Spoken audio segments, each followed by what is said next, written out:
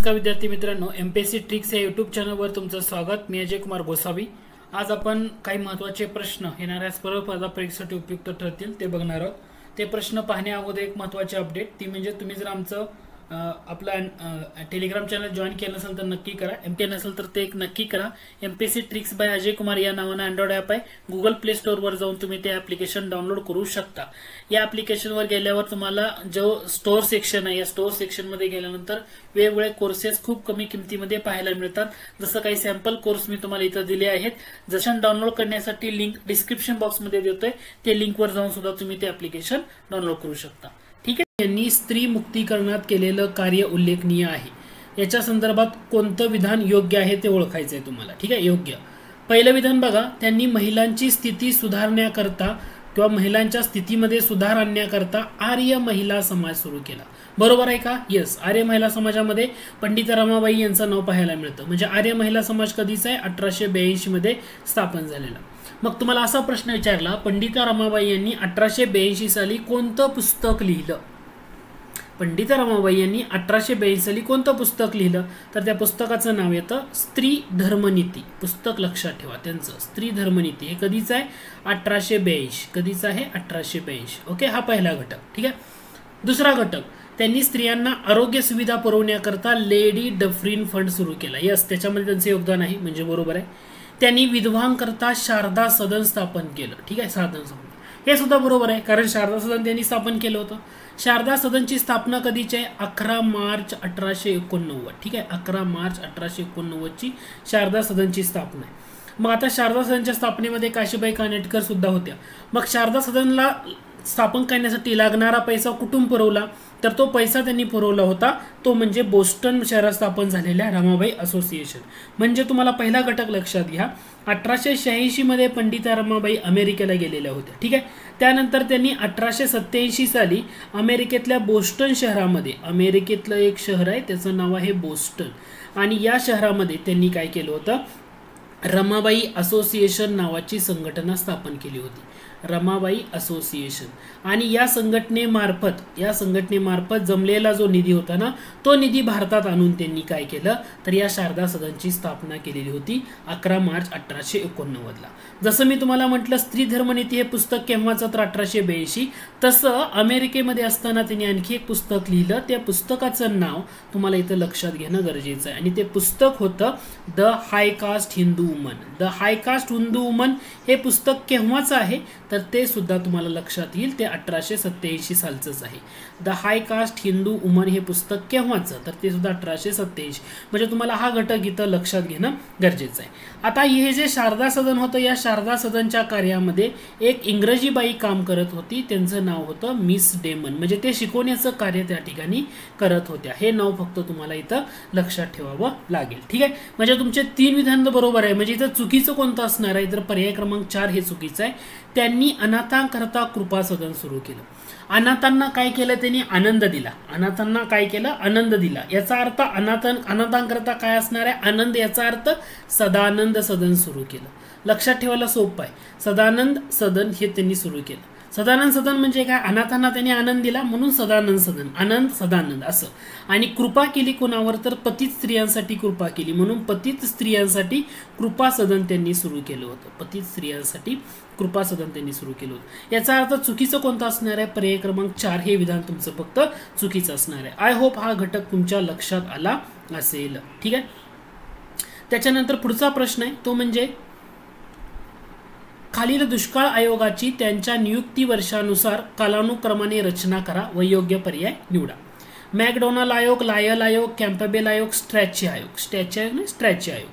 Trick आहे ह्याची एक ट्रिक। ती ट्रिक जर लक्षात ठेवली तर तुमचं उत्तर लगेच येतं। परीक्षेला ह्याच्यावर विचारलं जातं बऱ्याच वेळा। हा एसटीआय पूर्वला विचारला। क्रमानं लक्षात ठेवायचे। क्रमानं कोणते आयोग लक्षात ठेवायचे? तर सिक, स्ट्रॅची, लायन माकडाकडून। काय लक्षात ठेवायचं आहे? सिक स्ट्रॅची तू शिकून घे कुणाकडून?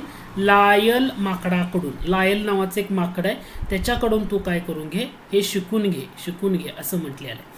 यामध्ये सी म्हणजे काय आहे? सिक, स्ट्रॅची, लायल माकडाकडून असं तुम्ही लक्षात ठेवू शकता।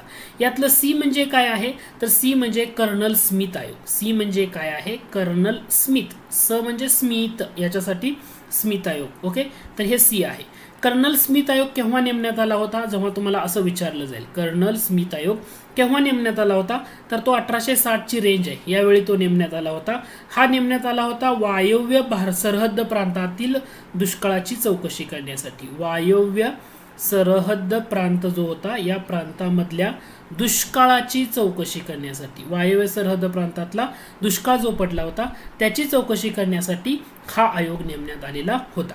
मग या ठिकाणी तुम्हाला दुसरा दिसतोय क म्हणजे कॅम्पबेल आयोग. क म्हणजे काय येणार आहे या ठिकाणी, कॅम्पबेल आयोग. मग हा कॅम्पबेल आयोग केव्हा नेमण्यात आला होता, दुसरा प्रश्न तयार होतो लगेच. कॅम्पबेल आयोग याचा अर्थ 1866-67चा पिरियड पाहायला मिळतो.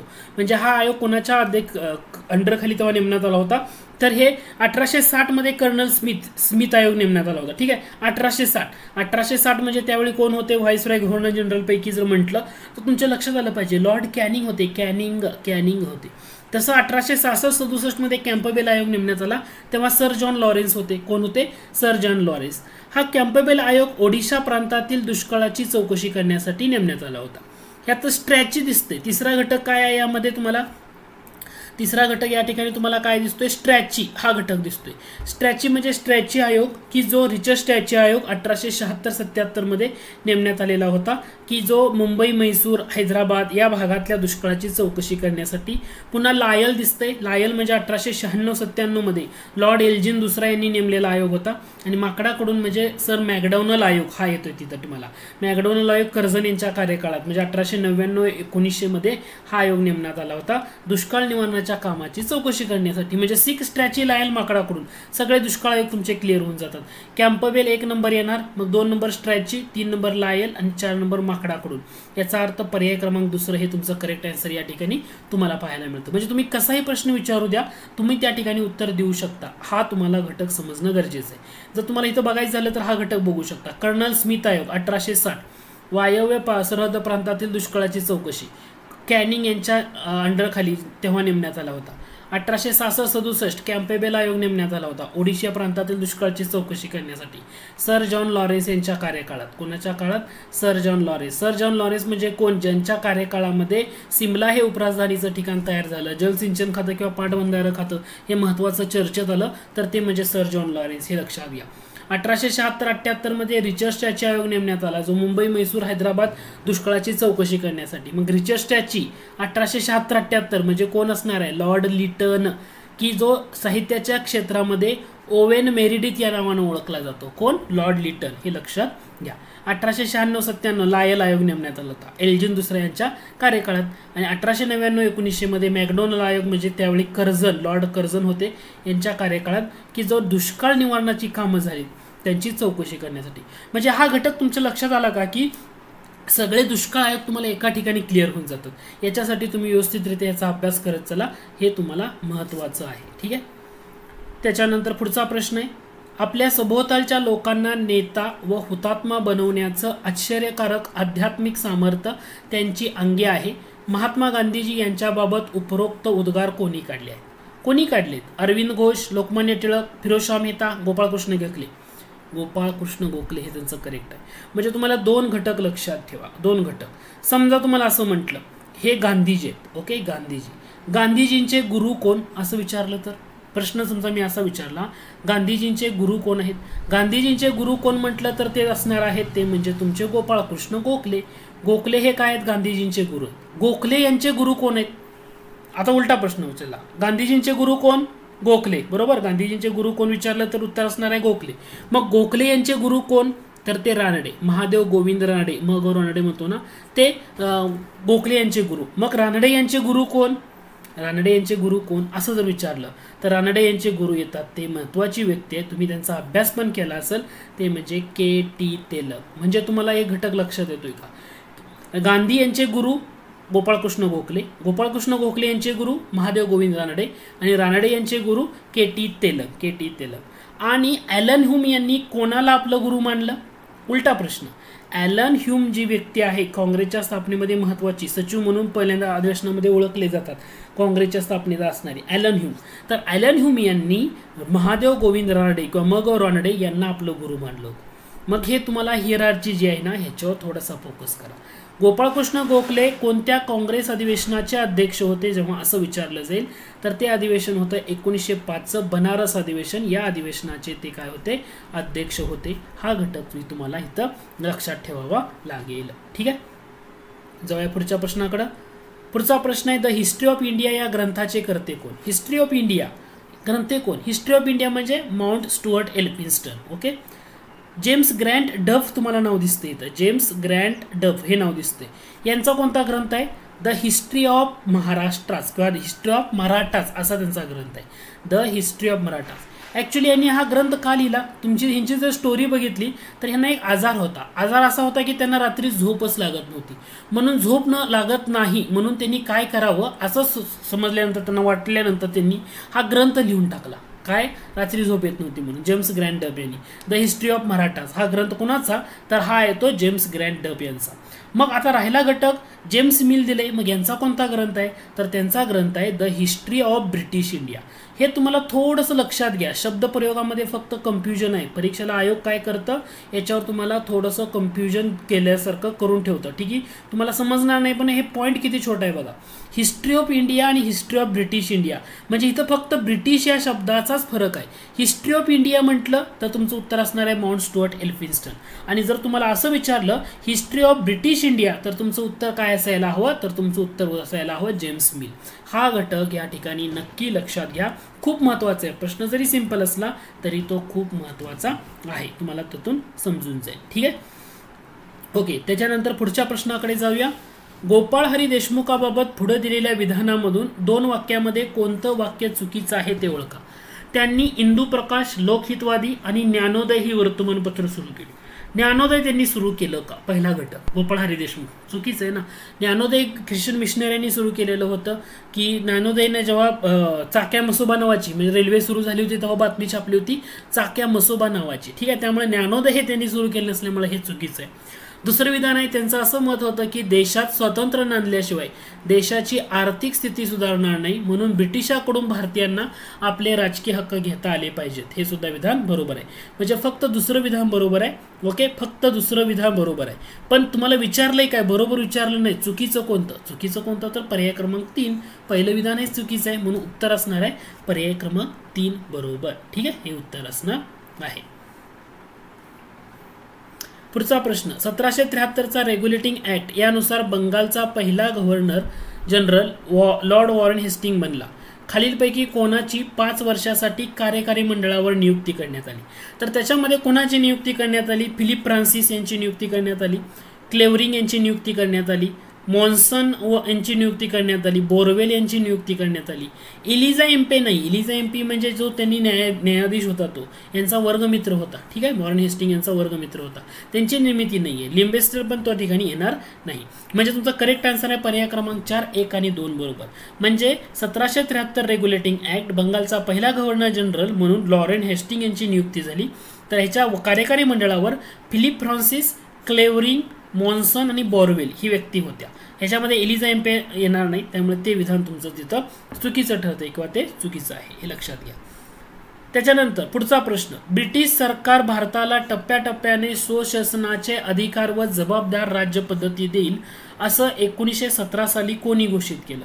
तर ही ऐतिहासिक घोषणा आहे. ऐतिहासिक घोषणा कोणाची, तर लॉर्ड मॉन्टेग्यू यांची ऐतिहासिक घोषणा आहे. मॉन्टेग्यू यांनी केलेली घोषणा, तिची तारीख लक्षात ठेवा, हे खूप महत्त्वाचं आहे. तारीख येते 20 ऑगस्ट 1917. 20 ऑगस्ट 1917 मॉन्टेग्यू यांनी केलेली घोषणा, ब्रिटिश सरकार भारताला टप्प्याटप्प्यानं स्वशासनाचा अधिकार आणि जबाबदार राज्यपद्धती देईल अशी केलेली घोषणा होती. हे तुम्हाला लक्षात ठेवा. म्हणजे तुम्हाला अगोदर ह्याचा एक क्रम आहे, तुम्हाला क्रम लक्षात येतोय का बघा. परत एकदा सांगतो, मॉन्टेग्यू यांनी घोषणा केली होती की 1917 साली की ब्रिटिश सरकार भारताला टप्प्याटप्प्यानं स्वशासनाचा अधिकार आणि जबाबदार राज्यपद्धती देईल.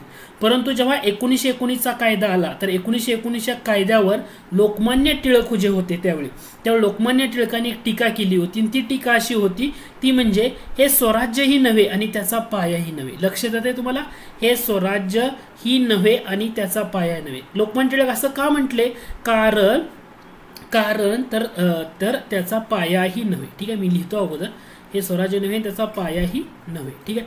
लोकमान्य टिळक असं का म्हटले की 1919चा कायदा म्हणजे हे स्वराज्य पण नाही, त्याचा पाया नाही. त्याचं रिझन येतं मॉन्टेग्यूच्या घोषणेमध्ये. कारण मॉन्टेग्यू यांनी 1917 म्हटलं होतं की ब्रिटिश सरकार भारताला टप्प्याटप्प्यानं स्वशासनाचा अधिकार देईल, परंतु तसं दिलं का त्यांनी? 1919च्या कायद्यामध्ये काहीच दिलं नाही. म्हणून लोकमान्य टिळकांनी असं म्हटलं 1919चा कायदा म्हणजे हे स्वराज्यही नाही आणि त्याचा पायाही नव्हे. ह्या दोन्ही गोष्टी एकमेकाला इंटरलिंक आहेत. या दोन्ही घटकावर कोणता ना कोणता घटक आयोग काय करतं? परीक्षेला विचारलं जातं. म्हणून तुम्ही दोन्ही घटक या ठिकाणी लक्षात ठेवू शकता. आय होप हे तुमचं क्लिअर झालं असेल. ठीक आहे. पुढच्या प्रश्नाकडे जाऊया. पुढचा प्रश्न आहे, सर्वांगपूर्ण राष्ट्रपुरुष अशा शब्दात डॅश यांनी शाहू महाराजांच्या कार्याचा गौरव केला. शाहू महाराजांच्या कार्याचा गौरव असा कोणी केला? सर्वांगपूर्ण राष्ट्रपुरुष. तर तो कुणी केलेला आहे? महर्षी विठ्ठलरामजी शिंदे. महर्षी विठ्ठलरामजी शिंदे यांनी शाहू महाराजांच्या कार्याचा गौरव काय केला? सर्वांगपूर्ण राष्ट्रपुरुष अशा शब्दामध्ये केलेला आहे. हाही घटक तुम्ही या ठिकाणी लक्षात ठेवू शकता. ठीक आहे. त्याच्यानंतर पुढचा प्रश्न आहे, मुंबई इलाक्यात शिक्षणाची पद्धतशीर व्यवस्था करण्याचा पहिला प्रयत्न खालीलपैकी कोणाद्वारे करण्यात आला किंवा कशाद्वारे झाला? मुंबई प्रांतामध्ये म्हटल्यानंतर बॉम्बे एज्युकेशन सोसायटी इम्पॉर्टंट आहे. Bombay native education and school book society ही सुद्धा इम्पॉर्टंट आहे. परंतु बोर्ड ऑफ एज्युकेशन, तर सुरुवातीला जे बॉम्बे नेटिव्ह एज्युकेशन सोसायटी किंवा बॉम्बे एज्युकेशन सोसायटी जी स्थापन केली होती नाना शंकर शेट यांच्या प्रयत्नानं, परंतु या सगळ्यांना एकत्रित करून बोर्ड ऑफ एज्युकेशनची स्थापना ब्रिटिशांद्वारे करण्यात आली 1840 मध्ये. आणि या बोर्ड ऑफ एज्युकेशनमध्ये ना जे native education Bombay native education सोसायटीमधले काही सदस्य होते, तसे काही सदस्य सरकार नियुक्त होते. यांच्याकडे काय दिलं जायचं? तर बॉम्बे प्रांतामध्ये शिक्षणाचा प्रसार करायचा. शिक्षणाचा प्रसार करताना काय काम होतं? तर जे इंग्रजी शाळा आहेत ना त्या वाढवण्याचं काम किंवा शाळा तपासण्याचं काम असं या बोर्ड ऑफ एज्युकेशनला दिलं होतं. याचा परिणाम असा झाला, या बोर्ड ऑफ एज्युकेशननं बॉम्बे प्रांतामध्ये किंवा मुंबई इलाख्यामध्ये ना शिक्षण शाळांची संख्या वाढली, दर्जेदार शिक्षण मिळायला सुरुवात झाली. म्हणून या ठिकाणी जर असा प्रश्न म्हटलाय बॉम्बे इलाक्यामध्ये शिक्षणाची पद्धतशीर व्यवस्था करण्याचा पहिला प्रयत्न कोणी केला, तर त्याचं रिझन येतं बोर्ड ऑफ एज्युकेशन. या बोर्ड ऑफ एज्युकेशन मध्ये बॉम्बे एज्युकेशन सोसायटी जी स्थापन करण्यात आली होती नाना शंकर शेट यांची, ती सुद्धा विलीन करण्यात आली होती. आणि एज्युकेशन सोसायटीचे काही सदस्य त्यामध्ये होते, सरकारचे काही सदस्य होते आणि ते काम करत होते. म्हणजे मुंबई प्रांतामध्ये शिक्षणाचा प्रसार करण्यामध्ये सगळ्यात महत्त्वाची घटना म्हणजे board of education. I hope हा घटक तुमच्या या ठिकाणी लक्षात आला असेल किंवा तुम्हाला तो घटक समजला असेल. ठीक आहे. डाउनलोड करण्यासाठी MPSC tricks bye Ajay Kumar असं सर्च करा गुगल प्ले स्टोअरवरनं आणि हे तुम्ही ॲप्लिकेशन डाउनलोड करू शकता. ठीक आहे. त्याच्यानंतर या कोर्समध्ये तुम्हाला काय काय घटक असणार आहे, तर या कोर्समध्ये तुम्हाला एकूण 6 विषय आहेत. आधुनिक भारताचा इतिहास, विशेषतः महाराष्ट्राच्या संदर्भात, संपूर्ण चालू घडामोडी, भारतीय राज्यघटना, अर्थव्यवस्था, भूगोल आणि सामान्य विज्ञानाचा कोर्स. याच्यामध्ये आधुनिक भारताचा इतिहास जो कोर्स आहे याच्यामध्ये 900+ प्रश्न आहेत. तुम्हाला प्रत्येक प्रश्नाचं एक्सप्लेनेशन टॉपिक वाईज दिलेलं आहे आणि या ठिकाणी तुम्हाला आणखी 300 पेक्षा जास्त प्रश्न रिव्हिजनसाठी घेतलेले आहेत. त्याचा तुम्हाला जास्त फायदा होईल. चालू घडामोडीमध्ये आपण जानेवारी 2024 पासून ते डिसेंबर 2025 पर्यंत म्हणजे 2 वर्षाच्या घडामोडी जेवढ्या होतील तेवढ्या आपण यामध्ये कव्हर करतोय. प्रश्नोत्तराच्या स्वरूपामध्ये असतात, त्याच्या PDF तुम्हाला त्या ठिकाणी अवेलेबल होतील. भारतीय राज्यघटना या कोर्समध्ये 550 पेक्षा जास्त प्रश्न आहेत प्रत्येक टॉपिक वाईज आणि तुम्हाला त्याचं एक्सप्लेनेशन आहे. पूर्व परीक्षेसाठी तुम्हाला जास्त इम्पॉर्टंट राहील. भारतीय अर्थव्यवस्था कोर्समध्ये सिलेबस ओरिएंटेड सगळा घटक कव्हर केलाय. यामध्ये ॲडिशनल आपण ॲड केलेला आहे महाराष्ट्राचा आर्थिक पाहणी अहवाल आणि महाराष्ट्राचा अर्थसंकल्प लेटेस्ट झालेला. त्याच्यावर 200 पेक्षा जास्त प्रश्न आपण तयार केलेले आहेत आणि त्याचं एक्सप्लेनेशन तुम्हाला तिथं पाहायला मिळेल. PDF तुम्हाला पाहायला मिळेल. महाराष्ट्र भूगोल कोर्स तर ऑलरेडी आहेच, पण सामान्य विज्ञान कोर्समध्ये बायोलॉजी घटक हा डिटेलमध्ये कव्हर झालाय. फिजिक्स आणि केमिस्ट्रीमधले तुम्हाला तिथं टेस्ट सिरीज आणि इतर घटक सुद्धा आपण तिथं अवेलेबल करून दिलाय. तर एवढ्या सगळ्या विषयाची तयारी तुम्हाला फक्त 399 रुपयेमध्ये होणार आहे. यासाठी तुम्हाला आपलं अँड्रॉइड ॲप डाउनलोड करावं लागेल. डिस्क्रिप्शन बॉक्समध्ये लिंक देतोय, त्या लिंकला क्लिक करून तुम्ही ते लेक्चर बघू शकता. पण याचा कालावधी किती असणार आहे? 6 महिने एवढा कालावधी असणार आहे आणि यामधलं प्रत्येक लेक्चर तुम्ही किती वेळा पाहू शकता. तर या